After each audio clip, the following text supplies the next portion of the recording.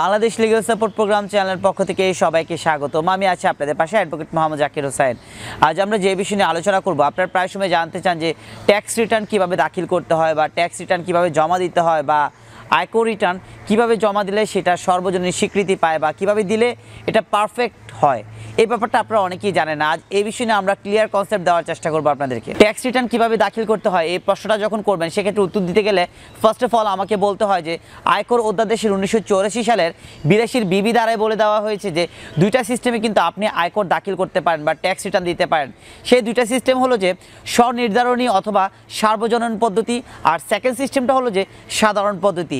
এক্ষেত্রে আপনারা বোঝেন না যে সাধারণ পদ্ধতি কি আর স্বনির্ধারণী সার্বজনীন পদ্ধতি কি। সার্বজনীন বা স্বনির্ধারণী পদ্ধতিটা কি? সেক্ষেত্রে আমি বলতে পারি যে সার্বজনীন বা স্বনির্ধারণী পদ্ধতি হলো যখন কোনো করদাতা তার নির্দিষ্ট কর কতটুকু হয়েছে সেটা নিরূপণ করতে পারে এবং নিরূপণ করার পর আয়কর অধ্যাদেশ অনুযায়ী সে উক্ত টাকা কর কমিশনারের কাছে সে সাবমিট করবে। সাবমিট করার পর কিন্তু তাকে একটা প্রাপ্তি স্বীকারোক্তি দেওয়া হবে।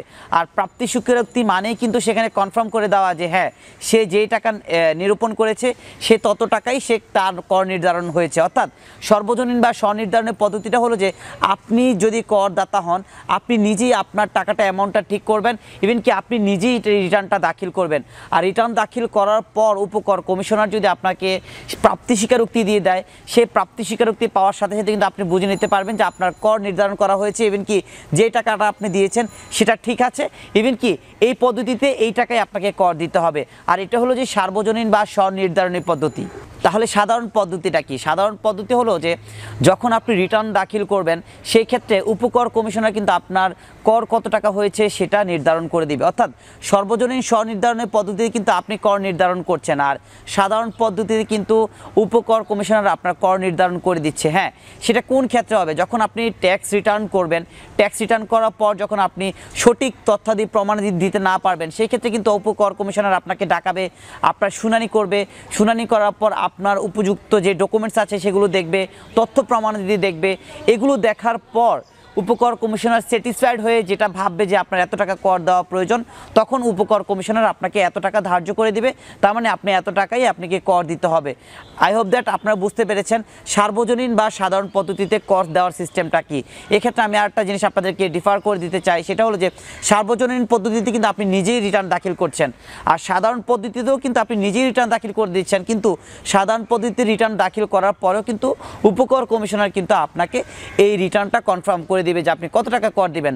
আর সার্বজনীন স্বনির্ধারণের পদ্ধতিতে কিন্তু আপনি যে টাকাটা রিটার্ন করছেন প্রাপ্তি স্বীকারোক্তি দিয়ে দেবে। প্রাপ্তি স্বীকারোক্তি দেওয়ার পরে আপনি বুঝতে পারবেন যে না, আপনার যে টাকাটা রিটার্ন দিতে হবে সেটা নির্ধারণ হয়ে গেছে। সার্বজনীন স্বনির্ধারণ পদ্ধতিতে কর দিতে হলে অবশ্যই দুইটা কন্ডিশন আপনাকে মানতে হবে।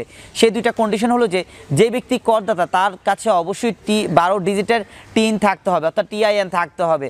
আর সেকেন্ড কন্ডিশনটা হলো যে অবশ্যই কিন্তু আপনার যে নির্দিষ্ট তারিখ দেওয়া হবে সেই তারিখের ভিতরে কিন্তু আপনাকে কর দিতে হবে। যেরকমভাবে এই 2021 সালে কিন্তু বলে দেওয়া হয়েছে 30 নভেম্বরের ভিতরে আপনাকে কর দিতে হবে। অর্থাৎ এই দুইটা কন্ডিশন যদি আপনি মানতে পারেন, সেই ক্ষেত্রে কিন্তু আপনি স্বনির্ধারণ পদ্ধতিতে কর দিতে পারবেন।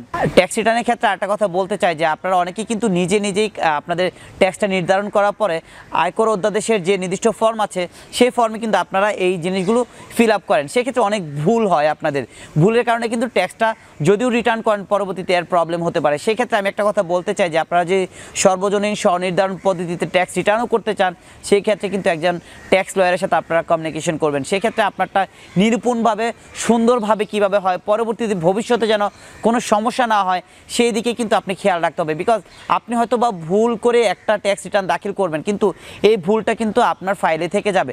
পরবর্তীতে কিন্তু এই ভুলটা সংশোধন করতে পারবেন না, কিন্তু এটার মাসুল কিন্তু আপনাকে দিয়ে যেতে হবে। সো এখন থেকে বলবো যে সর্বজনীন স্বনির্ধারণ পদ্ধতি বলেন, সাধারণ পদ্ধতি বলেন, যেখানেই করেন না কেন অবশ্যই আপনারা কিন্তু একটা ট্যাক্স রিটার্ন যে দাখিল করে এমন একজন লয়ারের সাথে অবশ্যই কাউন্সেলিং করে কিন্তু আপনারা এই ব্যাপারটা নির্ধারণ করতে পারেন। সেক্ষেত্রে আপনাদের জন্য অনেক বেশি উপকার হবে। আজকের পর্ব এই পর্যন্তই। এরপরে যদি ট্যাক্স নিয়ে বা ট্যাক্স রিটার্ন নিয়ে কোনো প্রশ্ন থাকে অবশ্যই আপনারা আমাদের ইউটিউব ফেসবুক পেজে আপনারা কমেন্টস করতে পারেন। অবশ্যই আমরা আনসারটা আপনাদেরকে পাঠিয়ে দিব।